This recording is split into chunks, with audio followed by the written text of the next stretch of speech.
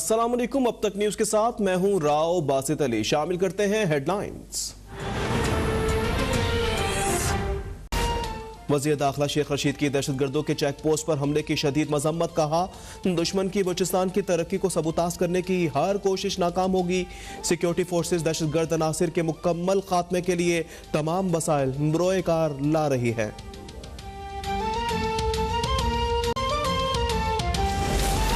शिद्दत पसंदी से निमटने के लिए इक़दामात पर अमल होता तो हालात मुख्तलिफ होते। शिद्दत पसंद गिरोहों ने रियासत की रिट को पारा पारा कर दिया और वो खामोश रही। सेनेटर रज़ा रब्बानी का ऐवान बाला में इजहार ख्याल। कहा, शिद्दत पसंदी के खिलाफ सियासी क़यादत की सोच में यकसानियत है। नेशनल एक्शन प्लान इंतहाई अहम है। जब तक मसाइल की जड़ ना पकड़ी जाए चैलेंजेस आते रहेंगे।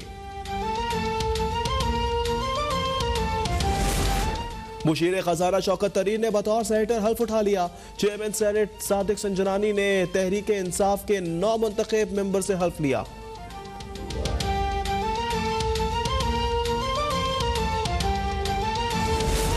मुल्क में कोरोना से मजीद 4 अफराद इंतकाल कर गए। 322 नए केसेस रिपोर्ट। गुज़िश्ता रोज 47,811 टेस्ट किए गए। मस्बत केसेस की शरह 0.6% रही। मुल्क के मुख्तलिफ अस्पतालों में दाखिल कोरोना के 652 मरीजों की हालत तशवीशनाक करार।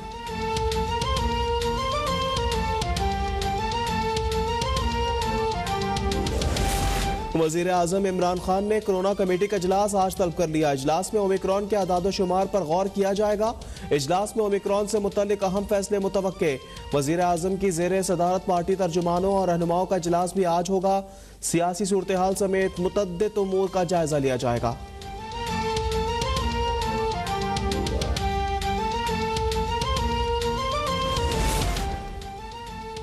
आज लोग बल्ला तोड़कर आग जला रहे हैं। इमरान खान कितना नालायक है पूरी कौम जानती है। वजीर आजम को ये समझ नहीं आ रहा, जिसके घर में गैस नहीं वो आपको वोट डालने नहीं आएगा। जिसका आटा चीनी आप चोरी कर चुके वो भी वोट नहीं डालेगा। तर्जुमान नून लीग पंजाब अज़मा बुखारी की मीडिया से गुफ्तगू। कहा, इलेक्शन कमीशन बता चुका है कि EVM पर बल्दियाती इंतखाबात नहीं हो सकते।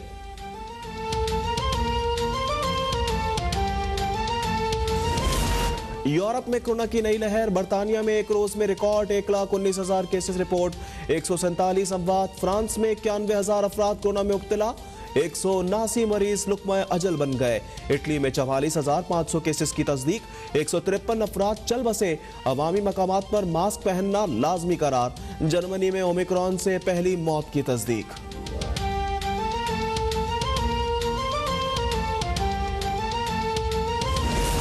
हुकूमत तख्तियां छोड़े धड़न तख्ता होने वाला है। सदर नून लीग शहबाज शरीफ की ललकार।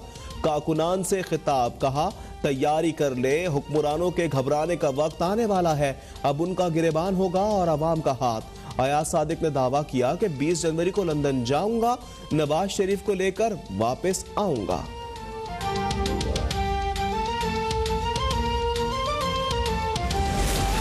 आसिफ अली जरदारी भी हुकूमत के खिलाफ मैदान में आ गए। विफाक में बैठकर हुकूमत का मुकाबला करने और लाहौर में एहतजाजी खैमा लगाने का ऐलान कर दिया। टंडो आला यार में कारकुनान से खिताब में कहा, वफाकी हुकूमत और हमारे माबैन कुछ मसाइल हैं जो चलते रहेंगे। पाकिस्तान पीपल्स पार्टी ने हमेशा आवाम की खिदमत की है।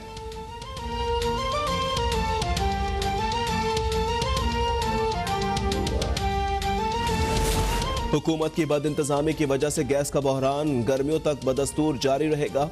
रिकॉर्ड बुलंद कीमतों पर गैस खरीदी गई। डिफॉल्टर कंपनियों से मुआहदे की वजह से मुतअद्दिद बार डिलीवरी में ताख़ीर हुई। सेनेटर शहीर रहमान का बयान। कहा, गर्दशी कर्जे 2,419 ट्रिलियन रुपए हैं। इस बहरान के बायस इसमें मजीद 50 अरब रुपए का इजाफा होगा।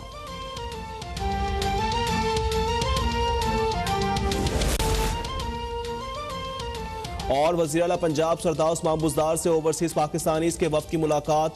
वज़ीर आला ने अमरीका, कनाडा, यूरोप, मशरिक़ वस्ती अफ्रीका में मुकीम ओवरसीज पाकिस्तानीज कमीशन पंजाब के अफसरान और अमले में शील्ड्स तकसीम की। वज़ीर आला उस्मान बुज़दार का ओवरसीज पाकिस्तानीज के साथ हर माह बाकायदा मुलाकात करने का ऐलान। कहा, ओवरसीज पाकिस्तानीज वतन अजीज का सरमाया है। हेडलाइंस आपने मुलाजा की, बराह रास्त आपको ले चलेंगे। वजीर बल्दियात नासिर हुसैन साहब तकरीब से खिताब कर रहे हो रहे हैं, बढ़ नहीं रहे। اس کی وجہ یہ ہے کہ جہاں بھی اس طرح کی بات ہو رہی ہے ان کو سخت سزائیں دی جا رہی ہیں. جس کا آپ نے ابھی ذکر کیا وہاں پہ ایس ایچ او گرفتار ہے, اس پر ایف آئی آر ہے. دیگر جو وہاں پہ اہلکار تھے جن کے لیے ہے کہ ان کی انوالومنٹ ہوگی ان پر سخت ایکشن لیا جا رہا ہے. اور اس سے پہلے جس کے آپ نے ذکر کیا وہ بھی ایک پراپر ایکشن ہوا تھا, سخت ایکشن ہوئے ہیں, اور اس وجہ سے ان میں بہت نمایاں کمی آئی ہے. لیکن یہ جو ایکا دکا بھی ہو رہے ہیں یہ بھی نہیں ہونے چاہیے, تو اسی لیے ان پر اس طرح ایکشن ہو رہے ہیں کہ یہ دوبارہ نہ ہو. اچھا ناصر صاحب, اس سے پہلے سولٹ مینجمنٹ کچھ کراچی کے علاقوں میں کچرا اٹھاتی رہی لیکن اس کا کوئی خاص رزلٹ نہیں آیا.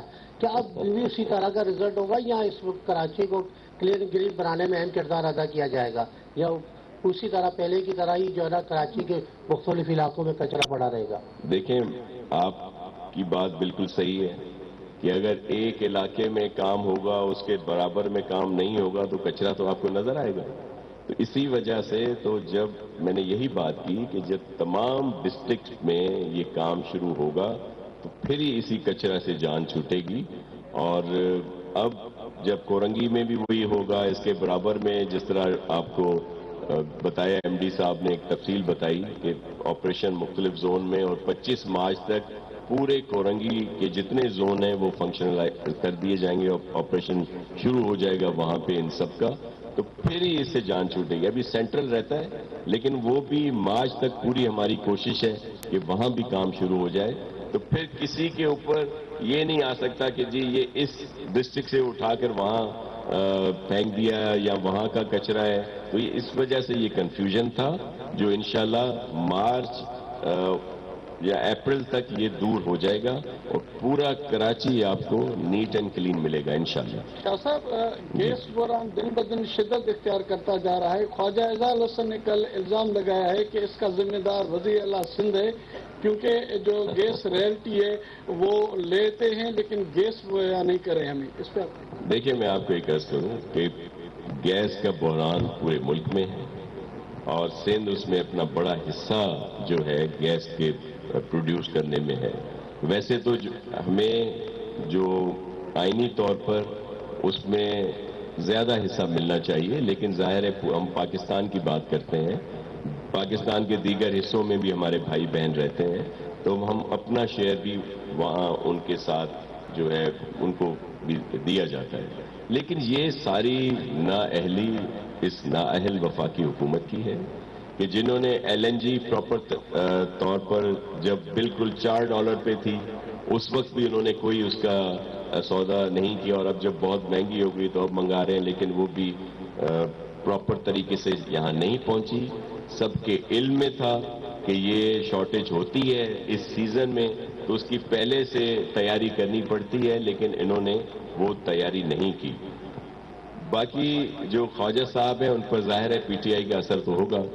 ایشو یہ ہے کہ جہاں بھی پورے ملک میں کوئی چیز ہوتی ہے تو جو یہ نااہل وفاقی وزراء کا ٹولہ اور ترجمان ہے اور پھر دیگر جو بھی مخالفین ہیں وہ سارا الزام سندھ حکومت پر لگاتے ہیں اور مراد علی شاہ صاحب پر لگاتے ہیں. اس کی وجہ کیا ہے؟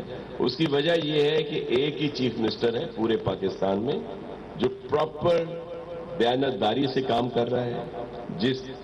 جو ڈیولپمنٹ ہے یا دیگر چیزیں ہیں جب وہ یہاں پہ ہو رہی ہیں, ان تمام چیزوں کے باوجود کہ ہمیں رکاوٹیں ڈالی جاتی ہیں, ہمیں فنڈز نہیں دیے جاتے. ویسے تو بڑا ڈھنڈورا پیٹا جاتا ہے 18ویں ترمیم کا, این ایف سی ایوارڈ کا, لیکن آپ سب کے علم میں ہے کہ ہر سال ہمیں جو ہم سے کمیٹڈ ہوتا ہے بجٹ اس میں بھی کٹوتی ہوتی ہے, 25-30% اس میں کم کر دیا جاتا ہے. لیکن اس کے باوجود ترقی کا جو سفر ہے وہ ہمارا جاری ہے.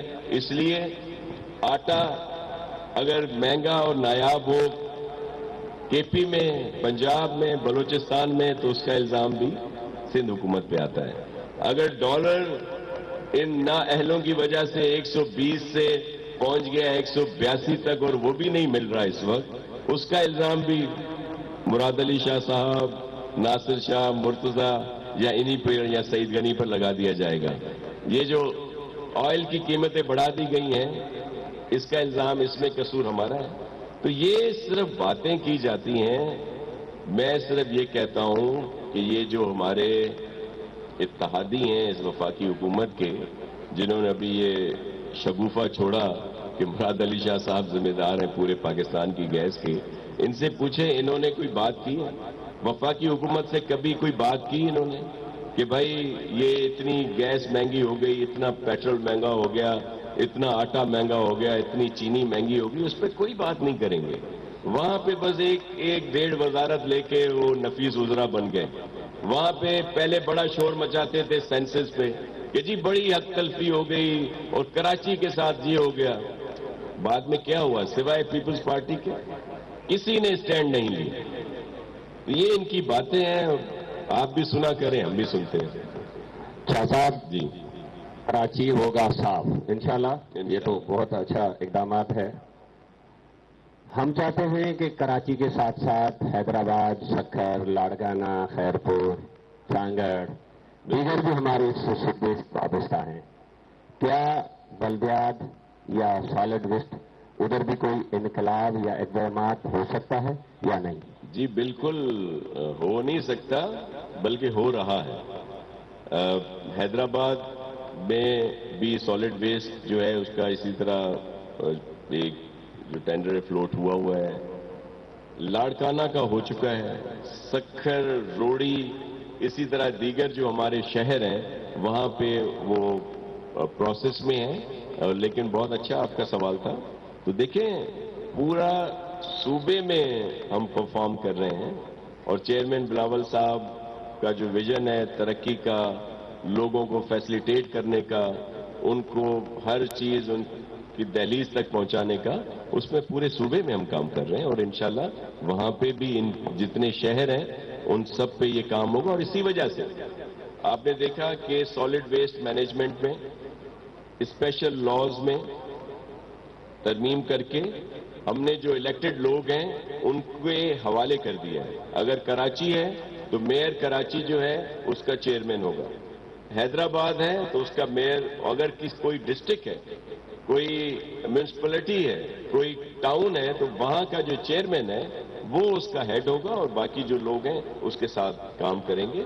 تو ہم نے تو جو لوگ اب الیکٹڈ ہو کے آ رہے ہیں ان کو زیادہ بااختیار بنانے کی پوری کوشش کی ہے تاکہ ان کو اختیارات دیے جائیں۔ یہ جو مختلف اس طرح کے شگوفے چھوڑ دیے جاتے ہیں، شگوفے بڑے چھوڑے، نفرتیں نہ پھیلائیں۔ اگر کوئی جو 2013 کے لاء میں جو ترمیمیں ہوئی ہیں اس میں ان جو بھی ادارے ہیں ان کو بااختیار کیا گیا ہے، اس کی بجائے وہ منافرت کی پالیٹکس شروع کر دی ہے، لسانیت کی پالیٹکس شروع کر دی ہے، جو ان کو زیب نہیں دیتا۔ اچھا، السلام علیکم سر، میرا تعلق اسٹار نیوز سے ہے، میرا نام عبدالکریم ڈیری ہے۔ آپ سے یہ سوال کروں گا کہ فواد حسن چودھری صاحب نے جو بیان دیا ہے آصف علی زرداری صاحب کے حوالے سے، اس پر آپ کیا کہیں گے؟ جی فواد چودھری صاحب ویسے تو میرے دوست ہیں، لیکن وہ سوائے جھوٹ کے کوئی بات نہیں کہتے، اور ایسا سفید جھوٹ اور ایسی خوبصورتی سے بولتے ہیں جس طرح خود گپلو سے ہیں، تو وہ بڑا آسانی سے وہ بات کر دیتے۔ مجھے ایک بات بتا دیں ان کی روز کی ڈیلی جو ان کی سٹیٹمنٹ آتی ہے جس میں کسی ایک میں ان کی صداقت ہو۔ آپ کو یاد ہوگا ابھی الیکشن ہوئے تھے آزاد کشمیر کے، وہ آ کے روز ٹی وی پہ بولتے تھے کہ جی پیپلز پارٹی نے تو لوگ ہی 8 کھڑے کیے ہیں اور یہ کیسے کہہ رہے ہیں۔ آپ نے دیکھا کہ وہاں پہ 13 سے 14 تو ہمارے لوگ جیتے اور 22 لوگ ہمارے سیکنڈ اس پہ آئے۔ اسی طرح وہ کہتے ہیں کہ جی مہنگائی جو ہے وہ تو ہے ہی نہیں، اور پاکستان، وہ خود بھی کہتے ہیں، ان کے کپتان صاحب بھی کہتے ہیں کہ جی پاکستان سب سے سستا ملک ہے۔ یہ وہی ملک تھا 2018 میں جب یہ اقتدار میں نہیں آئے تھے، جب چینی، آٹا، آئل، ڈالر، دیگر چیزیں بہت سستی تھی، بجلی 8 روپے پر یونٹ تھی، اب خیر سے 26-27 روپے پر یونٹ ہے۔ اس وقت یہ مہنگا ترین ملک تھا۔